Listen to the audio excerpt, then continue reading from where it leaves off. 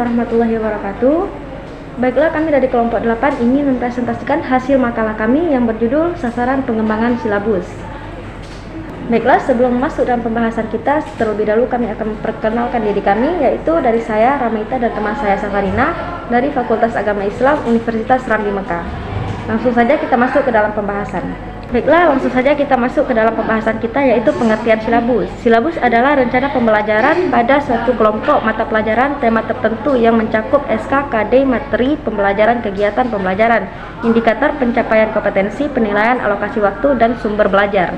Silabus bermanfaat sebagai pedoman dalam pengembangan pembelajaran lebih lanjut, seperti pembuatan rencana pembelajaran, pengelolaan kegiatan pembelajaran, dan pengembangan sistem penilaian. Sebagai rencana program pembelajaran, silabus memuat berbagai macam hal yang berkaitan dengan pengembangan kurikulum, yakni menjawab persoalan tentang tujuan, materi pembelajaran yang harus dipelajari siswa, sehubungan dengan standar kompetensi dan kompetensi dasar yang harus dicapai. Atas dasar hal tersebut, maka silabus dirancang sesuai dengan standar isi dan sesuai dengan setiap kondisi sekolah. Dengan demikian, setiap sekolah akan memiliki silabus yang berbeda. Oleh sebab itu, silabus dikembangkan berdasarkan kebutuhan dan karakteristik sekolah. Selanjutnya di sini kita akan membahas tentang prinsip pengembangan silabus. Untuk memperoleh silabus yang baik, maka dalam penyusunan perlu memperhatikan prinsip-prinsip berikut, yaitu yang pertama ilmiah. Keseluruhan materi dan kegiatan yang menjadi muatan dalam silabus harus benar dan dapat dipertanggungjawabkan secara keilmuan. Di samping itu, strategi pembelajaran yang dirancang dalam silabus perlu memperhatikan prinsip-prinsip pembelajaran dan teori belajar. Yang kedua, relevan. Cakupan, kedalaman, tingkat kesyukuran, dan urutan penyajian materi dalam silabus harus disesuaikan dengan tingkat perkembangan fisik, intelektual, sosial, emosional, dan spiritual peserta didik. Yang ketiga, fleksibel. Keseluruhan komponen silabus dapat mengakomodasi keragaman peserta didik, pendidik, serta dinamika perubahan yang terjadi di sekolah dan kebutuhan masyarakat.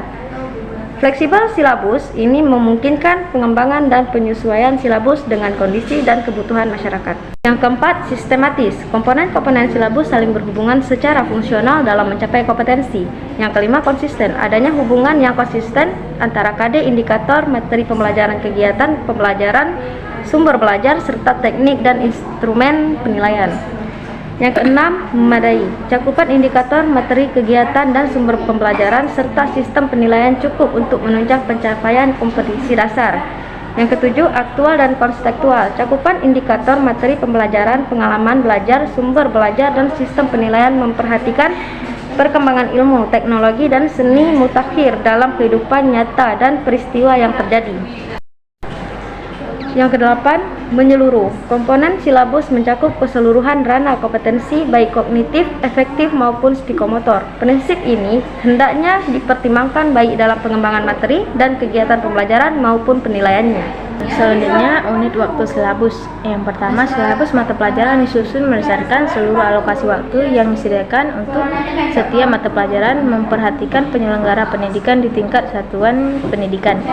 Yang kedua, penyusunan silabus suatu mata pelajaran memperhatikan alokasi waktu yang disediakan per semester, per tahun, dan alokasi waktu mata pelajaran lain yang sekelompok.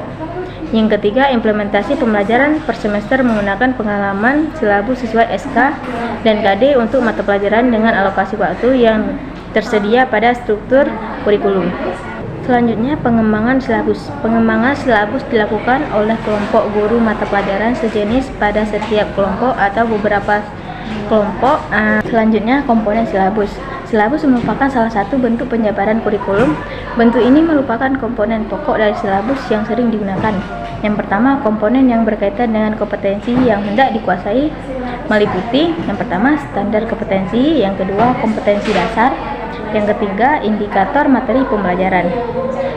Dan ada juga komponen yang berkaitan dengan cara menguasai kompetensi, memuat pokok-pokok kegiatan dalam pembelajaran. Dan ada juga yang ketiga, komponen yang berkaitan dengan cara mengetahui pencapaian kompetensi yang mencakup yang pertama, teknik penilaian. Teknik penilaian ada dua, teknik penilaian, yang kedua bentuk penilaian. Dan ada juga yang kedua, instrumen penilaian.